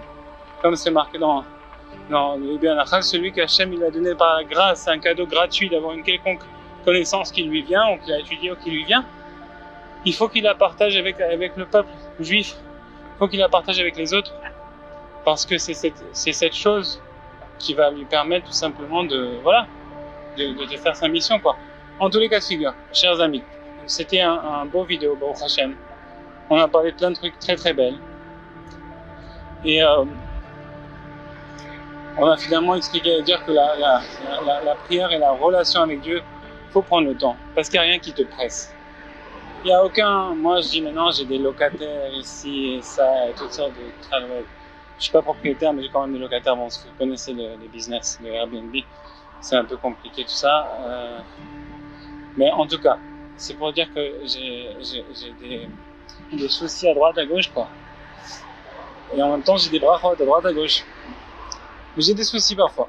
Et après, tu viens faire des calculs, tu dis oui, mais maintenant, si je vais prier, si je vais faire cette mitzvah, pas cette mitzvah, et en fait, tu vis pas comme il faut vivre. Et c'est difficile parce que à la fin de la journée, il y a la crainte de Dieu, tu vois, qu'il faut avoir. Mais comme on l'a dit dans cette vidéo, la vraie crainte de Dieu, aujourd'hui, avec cette ère de connaissance qui se révèle à nous, du Pétek, de la Torah de Rabbi Nachman, c'est une ère d'amour de Dieu. Aujourd'hui, on doit craindre de s'écarter de Dieu. Mais tant, Baruch Hashem, qu'on est attaché à Dieu, qu'on est attaché au tzaddik, qu'on n'a rien à craindre. Comme il a dit Rabbi Nachman, de quoi vous avez à craindre? De quoi vous avez peur? Puisque je marche devant vous. Alors, et à la fin de l'année, et je vais terminer par ça, on est dans Elul. Et Rabbi Nachman a dit, celui qui a le mérite d'être chez moi à Rosh Hashanah, de venir à mon kibbutz, et finalement, où est-ce que Dieu il a mis son arche de l'alliance, entre-temps, comme il a dit, expliqué le Baal Shem Tov, que l'arche du Beth Amikdash était à Mezibouche quand il était là, après il est passé chez Rabbi Nachman, etc. Donc, cette arche de l'alliance, cette potentialité que Dieu a mis dans l'arche de l'alliance dans ce monde, elle est chez le tzaddik. Et aujourd'hui, il a dit Rabbi Nachman, si vous avez le mérite d'être chez moi à Rosh Hashanah, alors toute l'année vous devez danser de joie. Tout simplement, il n'y a rien à avoir peur. Sache que ça ira pour toi. Il n'y aura pas de jugement hasard sur toi. Tu vas être attaché dans la Bechina du Baal Tefila. Même si toi, tu n'as pas pu prier autant que tu voulais, tu as été attaché dans la prière du tzaddik, dans l'aspect de prière, comme il a dit, Va'ani Tefila, David Amelach, Rabbi Nachman, à Rosh Hashanah. Et ainsi, tu as ton tikkun, tu auras ton tikkun, ta réparation, parce que c'est ça la réparation. De monter le niveau d'amour de Dieu dans ce monde, et pas le contraire. Pas de s'écarter, de se rapprocher, par la prière, par l'amour, par la foi. Il a dit, alors t'as pas de raison d'avoir peur, mais comme maintenant, il y a aussi cette descente, et malgré tout ça, il y a Na'anar, Naman, Nouman, qui est aussi, ça remplace pas, c'est comme le Tikkun Aklali, Na'anar aussi c'est le Tikkun Aklali. Ça remplace pas le fait qu'il faut le faire quand même, si on a un mikra et tout. Également, au Rosh Hashanah, il faut être chez le tzaddik. Mais durant toute l'année, on a un petit Rosh Hashanah dans la bouche, un petit chauffard, Na'anar, Naman, Nouman, Pashut, Kafoul, Meshulash, Raboua, chauffard. Et conséquemment, on a un petit chauffard qui nous permet d'être mitradesh, qui nous permet de recréer à chaque moment cette relation de plénitude, de sérénité totale, de bouddhisme dans l'action. Ah, bon, bouddhisme, je sais pas, peut-être c'est de la Vodazara, peut-être il faut pas que je dise ça, mais cette zénitude et plénitude dans l'action. Et conséquemment, c'est ça. Ça, c'est c'est s'il te plaît, calme-toi, Nachma, genre remets-toi maintenant en mindset, remets-toi en question, il n'y a pas de souci. Remets-toi en question que la potentialité se trouve que chez Dieu, t'inquiète pas, va prier, ça c'est Nachman. Et Nachman, je te promets que tu vas être délivré. Ça c'est Dieu qui parle. Moi je te dis, si tu fais Nachman, genre, viens, déjà, bouge, calme-toi, remets-toi en question, sache que la potentialité elle est chez Dieu, va prier. Moi, je te promets, tout va bien aller, juste du moment que dans ta tête, tu t'es recentré avec Dieu, Elul, Tchouva, voilà. Maintenant, il y aura encore, comme vous voyez, à chaque fois, c'est par ça que je vais terminer. Bon, là, vraiment, j'ai terminé, Baruch Hashem. Mais encore une fois, on pourrait parler des heures. Et encore une fois, toutes les paroles que j'ai dites, elles sont manquantes, elles sont déformées, elles sont trouées. Parce qu'elles auraient pu être dites beaucoup mieux, elles auraient pu être dites beaucoup plus complètement. Mais c'est pas grave. Parce que Baruch Hashem, Hashem il a aidé, on a pu dire ces choses-là. Et vous pouvez compléter avec votre cœur. Alors après, c'est pas un truc dogmatique, c'est pas genre truc. Mais sachez que Hashem il m'a aidé à vous dire des paroles de Rabbi Nachman. À vous expliquer avec mon intellect que Dieu m'a donné, ma neshama, des choses de Rabbi Nachman.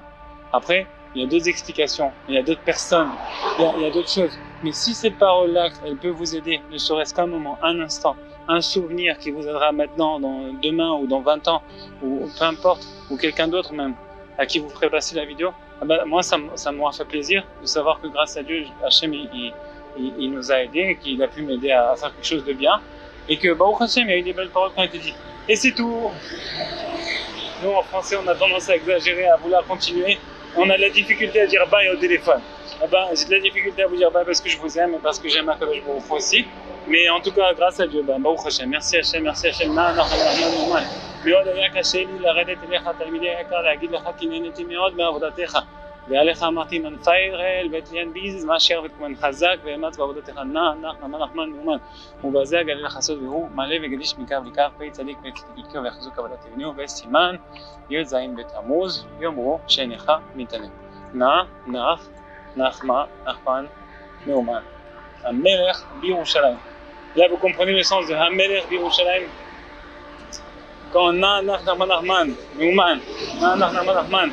dit la prière, il devient le Melech d'Yerushalayim, alors c'est un truc de ouf. Parce qu'à ce moment-là, vous comprenez, il devient vraiment celui-là qui a la potentialité, avec une crainte parfaite, une crainte de Hirat Haromemut, etc. Allez, que des bonnes choses. Chers amis, je suis chez Rabbi Israël Dovodesser, Rabbi Nachman, le tzaddik, et je prie pour la santé et la réfoua de Esther Shira Bat Sultan Malka, pour la santé et la réfoua de Michael ben Chaya Levana Basara, Meir Avram ben Zohara, pour la santé de Nathaniel Shimon ben Esther Shira, Yitzhak Nachman ben Esther Shira, Israël Meir Avram ben Esther Shira, Adel Devar Chabad Esther Shira, pour Chaim Yosef David ben Chaya Levana, et pour la tzlacha de Judith et de Judith. Je sais pas comment le nom de la mère ou une famille. Bon, Bat Hashem. Et qu'il y ait du shalom, et qu'il y ait de la tzlacha, et que Bat Hashem, Hashem, parnassa tova, peut-être que la connaisse bien, la foi de Chayatzon, un bon kibbutz à Rosh Hashanah, qu'Hashem soit mamtik de nous toutes les gezerot, qu'il soit inverse tout, biscout et tzadik, parce que Rabbi Israël, il a le pouvoir de le faire, il a le pouvoir de le faire. D'inverser tout le mal en bien, c'est le tzaddik, c'est comme la tombe de Moshe Rabbeinu de notre génération, que Hachem il a consolé pendant toutes ces générations, elle est là maintenant. Et par son mérite, je ne dis pas ça Stam, si vous avez des questions, posez-les-moi, je peux y répondre peut-être. Mais que Hachem il nous donne la santé, qu'il nous donne la Géoula, de se rapprocher de lui pendant ce mois de Elul. Et que Kadosh Baruch Hu complète tout nos vidouilles de varim devant le tzaddik, pour toutes les fautes qu'on a pu faire, pour le bride, pour les pensées, pour n'importe quoi qu'on a pu faire, qu'Hachem nous pardonne, qu'Hachem puisse inverser tout le mal en bien, que Kadosh Baruch Hu puisse nous donner la parnassa, qu'il puisse nous donner la santé, qu'il puisse exaucer tous les désirs de notre cœur, et qu'il complète toutes nos prières, tout le tzaddikim Rabbina, תודה רבה השם, תודה רבה שנתת לנו צדיק כזה, תודה סבא שאתה כאן בשבילנו ושנזכה לכל הברוכס. La prière est la chose la plus dégradée de la création. Si vous savez la maîtriser